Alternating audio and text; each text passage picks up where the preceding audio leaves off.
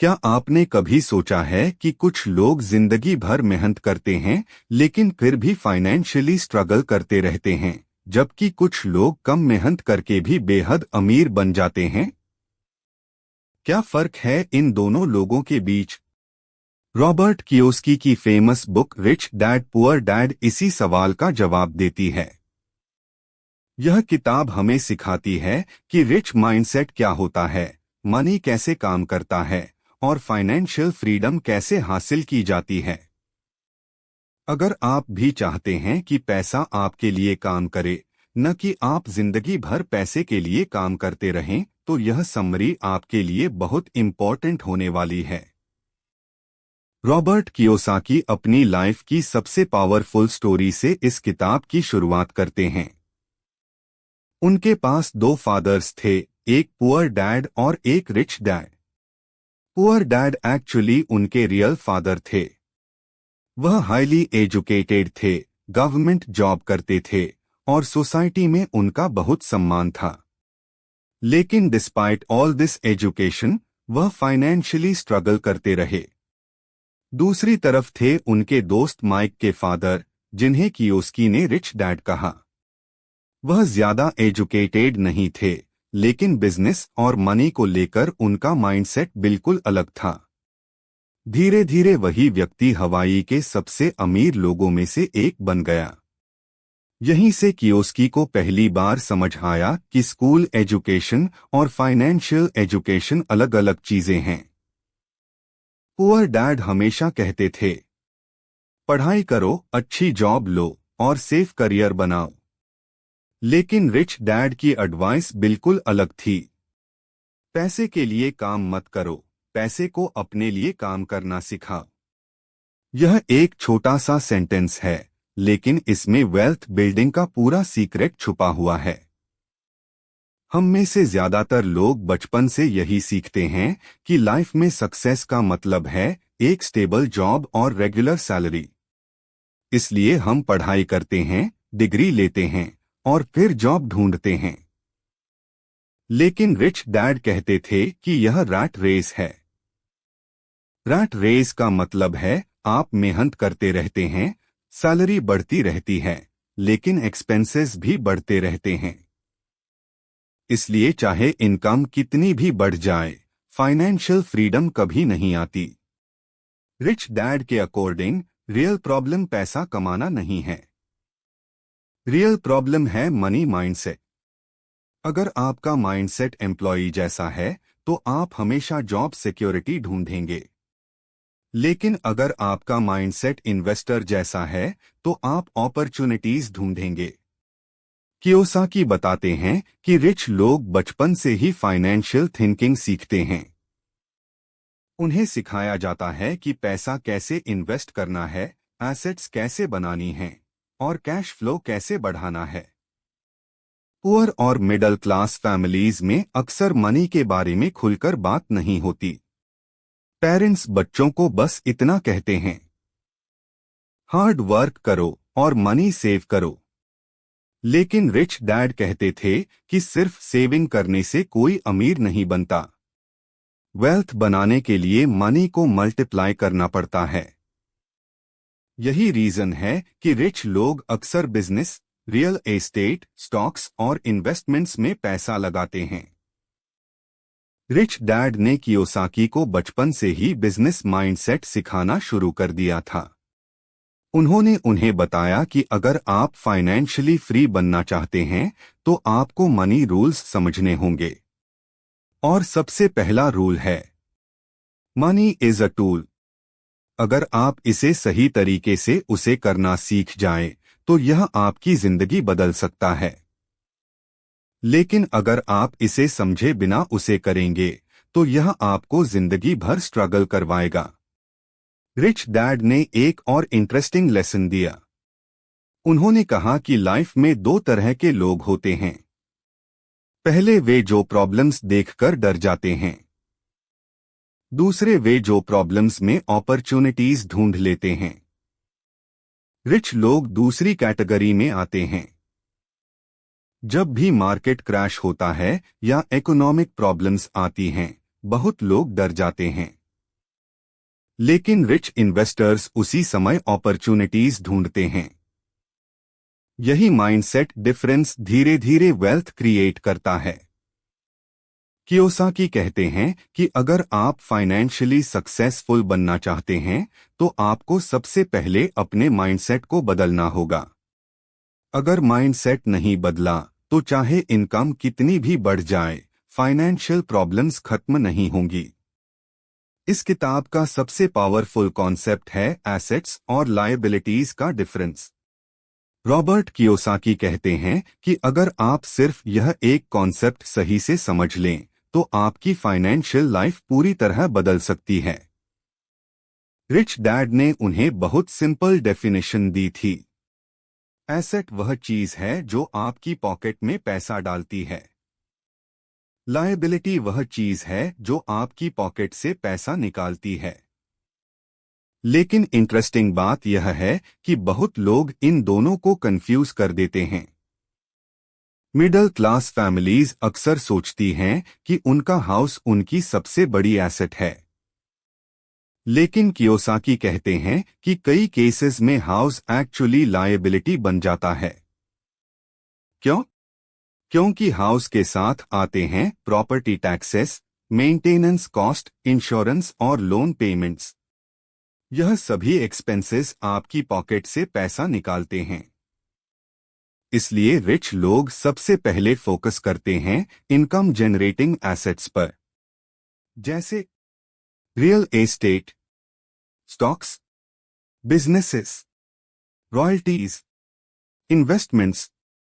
यह एसेट्स आपको passive income देते हैं। पैसिव इनकम का मतलब है पैसा जो आपको बिना रोज काम किए मिलता है। पुअर और मिडिल क्लास लोग अक्सर लायबिलिटीज खरीदते रहते हैं, जैसे एक्सपेंसिव कार्स, लक्सुरी आइटम्स, गैजेट्स आदि। इनसे लाइफस्टाइल तो अच्छा लगता है लेकिन लॉन्ग टर्म वेल्थ नहीं बनती। रिच लोग पहले एसेट्स बनाते हैं, फिर उन एसेट्स की इनकम से लक्सुरी चीजें खरीदते हैं। यही डिफरेंस धीरे धीरे फाइनेंशियल फ्रीडम बनाता है। रिच डैड ने कियोसाकी को बताया कि अगर आप फाइनेंशियली स्ट्रांग बनना चाहते हैं तो हमेशा यह क्वेश्चन पूछो, क्या यह चीज एसेट है या लायबिलिटी? अगर एसेट है तो खरीदो, अगर लायबिलिटी है तो सोच समझकर डिसीजन लो। रिच लोग हमेशा अपनी इनकम का एक हिस्सा एसेट्स बिल्ड करने में इन्वेस्ट करते हैं। समय के साथ साथ ये एसेट्स कैश फ्लो जनरेट करने लगते हैं, और जब पैसिव इनकम एक्सपेंसेस से ज्यादा हो जाती है तभी फाइनेंशियल फ्रीडम आती है। रॉबर्ट कियोसाकी के अनुसार रिच और पुअर लोगों के बीच सबसे बड़ा डिफरेंस उनकी फाइनेंशियल इंटेलिजेंस होती है। फाइनेंशियल इंटेलिजेंस का मतलब है मनी कैसे काम करता है यह समझना और उसे अपने फेवर में उसे करना। बहुत लोग सोचते हैं कि अगर उनकी सैलरी ज्यादा होगी तो वे ऑटोमेटिकली रिच बन जाएंगे, लेकिन रियलिटी इससे बिल्कुल अलग है। दुनिया में बहुत ऐसे लोग हैं जो हाई इनकम अर्न करते हैं लेकिन फिर भी फाइनेंशियली स्ट्रगल करते रहते हैं। क्यों? क्योंकि इनकम ज्यादा होने से ज्यादा इंपॉर्टेंट है मनी मैनेजमेंट और इन्वेस्टिंग नॉलेज। कियोसाकी कहते हैं कि फाइनेंशियल इंटेलिजेंस 4 मेन स्किल्स से मिलकर बनती है। एक, अकाउंटिंग। अकाउंटिंग को अक्सर लैंग्वेज ऑफ बिजनेस कहा जाता है। अगर आपको नंबर्स और फाइनेंशियल स्टेटमेंट्स समझ आते हैं तो आप क्लियरली देख सकते हैं कि पैसा कहां से आ रहा है और कहां जा रहा है। रिच लोग अपने एसेट्स, लायबिलिटीज, इनकम और एक्सपेंसेस को बहुत क्लियरली ट्रैक करते हैं। पुअर और मिडिल क्लास लोग अक्सर सिर्फ सैलरी देखते हैं लेकिन फाइनेंशियल स्ट्रक्चर को नहीं समझते। 2, इन्वेस्टिंग। इन्वेस्टिंग का मतलब है अपने पैसे को काम पर लगाना। रिच लोग सिर्फ पैसा सेव नहीं करते बल्कि उसे इन्वेस्ट करते हैं ताकि वह ग्रो कर सके। स्टॉक्स, रियल एस्टेट, बिजनेसेस और स्टार्टअप्स जैसे investments long term wealth create करते हैं। लेकिन बहुत लोग इन्वेस्टिंग से डरते हैं क्योंकि उन्हें लगता है कि इससे पैसा डूब सकता है। रिच डैड कहते थे कि इन्वेस्टिंग रिस्की नहीं है, इग्नोरेंस रिस्की है। अगर आप बिना नॉलेज के इन्वेस्ट करेंगे तो रिस्क बढ़ेगा, लेकिन अगर आप एजुकेटेड इन्वेस्टर बनेंगे तो रिस्क काफी कम हो जाता है। 3. Understanding markets. मार्केट हमेशा चेंज होती रहती है। कभी प्राइसेस बढ़ते हैं, कभी गिरते हैं। सक्सेसफुल इन्वेस्टर्स मार्केट ट्रेंड्स को ऑब्जर्व करते हैं और सही टाइम पर डिसीजन लेते हैं। जब मार्केट क्रैश होता है तब बहुत लोग पैनिक में एसेट्स बेच देते हैं। लेकिन रिच इन्वेस्टर्स उसी समय अपॉर्चुनिटीज ढूंढते हैं, क्योंकि जब प्राइसेस गिरते हैं तो कई वैल्यूएबल एसेट्स डिस्काउंट में मिलते हैं। 4. Understanding the law. रिच लोग टैक्सेस और लीगल सिस्टम्स को भी अच्छी तरह समझते हैं। वे कॉरपोरेशंस और कंपनीज का उसे करके अपने एसेट्स को प्रोटेक्ट करते हैं। कॉरपोरेट स्ट्रक्चर के अंदर कई एक्सपेंसेस लीगली डिडक्ट किए जा सकते हैं, लेकिन एम्प्लॉयीज को पहले टैक्स देना पड़ता है और फिर बचे हुए पैसे से एक्सपेंसेस मैनेज करने पड़ते हैं। यही रीजन है कि रिच लोग अक्सर बिजनेसेस और कंपनीज क्रिएट करते हैं। एक और इम्पॉर्टेंट कॉन्सेप्ट है रिस्क मैनेजमेंट। बहुत लोग रिस्क से डरते हैं, इसलिए अपॉर्चुनिटीज मिस कर देते हैं। लेकिन सक्सेसफुल इन्वेस्टर्स रिस्क को अवॉइड नहीं करते, वे रिस्क को अंडरस्टैंड और मैनेज करते हैं। कियोसाकी कहते हैं कि मिस्टेक्स से डरना नहीं चाहिए। रिच लोग फेलियर्स को लर्निंग एक्सपीरियंस मानते हैं। हर मिस्टेक उन्हें फ्यूचर में बेटर डिसीजन लेने में मदद करती है। पुअर माइंडसेट में लोग फेलियर से इतना डरते हैं कि वे कोशिश ही नहीं करते। लेकिन रियल ग्रोथ तभी होती है जब आप एक्शन लेते हैं। फाइनेंशियल इंटेलिजेंस का एक और पार्ट है अपॉर्चुनिटी क्रिएशन। सक्सेसफुल लोग सिर्फ अपॉर्चुनिटीज का इंतजार नहीं करते, वे खुद अपॉर्चुनिटीज क्रिएट करते हैं। उदाहरण के लिए, अगर किसी इन्वेस्टर को अंडरवैल्यूड प्रॉपर्टी मिलती है तो वह उसे रिनोवेट करके रेंट पर दे सकता है। इस तरह वह प्रॉपर्टी एक इनकम जनरेटिंग एसेट बन जाती है। कियोसाकी एक और इम्पोर्टेंट कॉन्सेप्ट एक्सप्लेन करते हैं, गुड डेट और बैड डेट। गुड डेट वह डेट होता है जो इनकम जनरेट करने में मदद करता है, जैसे रेंटल प्रॉपर्टी खरीदने के लिए लिया गया लोन। बैड डेट वह होता है जो सिर्फ लाइफस्टाइल इंप्रूव करता है लेकिन इनकम जनरेट नहीं करता, जैसे एक्सपेंसिव कार्स या लक्सुरी गैजेट्स। रिच लोग गुड डेट का स्ट्रैटेजिक यूज करते हैं। पुअर लोग अक्सर बैड डेट में फंस जाते हैं। वेल्थ बिल्डिंग का मेन फोकस होना चाहिए कैश फ्लो इंक्रीज करना। जब आपके पास मल्टीपल इनकम स्ट्रीम्स होती हैं तो फाइनेंशियल स्टेबिलिटी भी बढ़ती है। और जब पैसिव इनकम आपके एक्सपेंसेस से ज्यादा हो जाती है तब आप फाइनेंशियल इंडिपेंडेंस अचीव कर लेते हैं। रॉबर्ट कियोसाकी बताते हैं कि वेल्थ बिल्ड करने से लोगों को रोकने वाली कुछ कॉमन ऑब्स्टैकल्स होती हैं।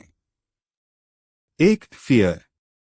सबसे बड़ा ऑब्स्टेकल है फियर ऑफ लूजिंग मनी। बहुत लोग इन्वेस्टमेंट इसलिए नहीं करते क्योंकि उन्हें लॉस का डर होता है। लेकिन रिच माइंडसेट वाले लोग समझते हैं कि फियर नेचुरल है।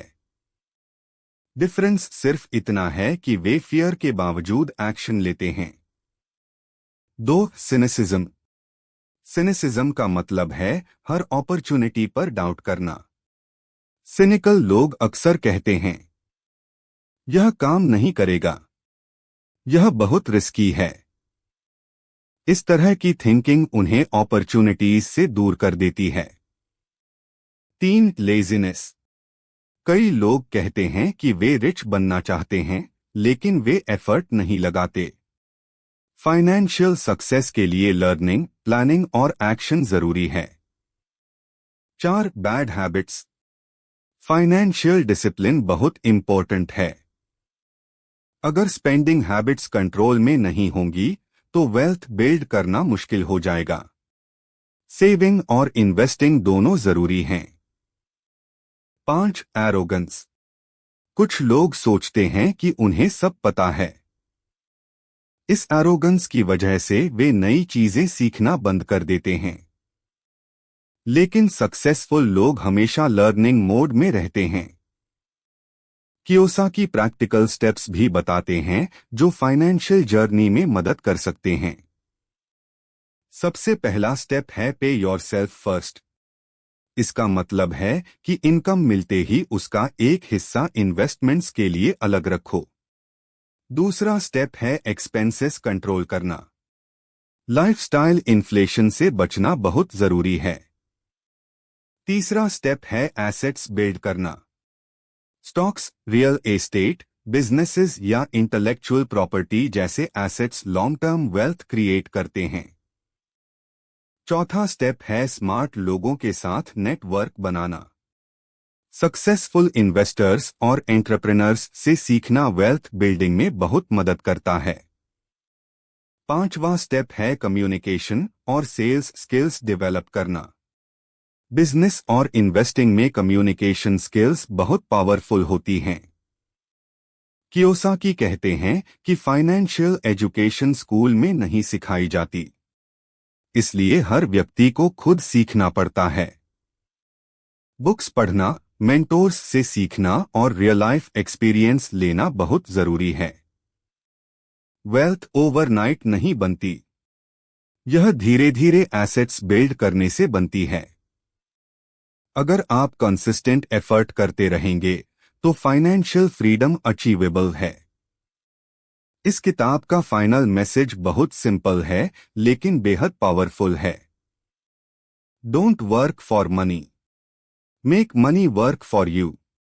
जब आप एसेट्स बिल्ड करना शुरू करते हैं, कैश फ्लो बढ़ाते हैं और फाइनेंशियल इंटेलिजेंस डेवलप करते हैं, तब वेल्थ क्रिएशन पॉसिबल हो जाता है। अगर आप भी चाहते हैं कि फ्यूचर में पैसा आपके लिए काम करे, तो आज से ही फाइनेंशियल एजुकेशन लेना शुरू कर दीजिए। अगर यह समरी आपको वैल्यूएबल लगी तो चैनल को सब्सक्राइब जरूर करें, क्योंकि यहाँ हम ऐसी पावरफुल बुक्स को आसान लैंग्वेज में समझते हैं। और कमेंट में लिखिए फाइनेंशियल फ्रीडम अगर आप भी रिच माइंडसेट डेवलप करना चाहते हैं।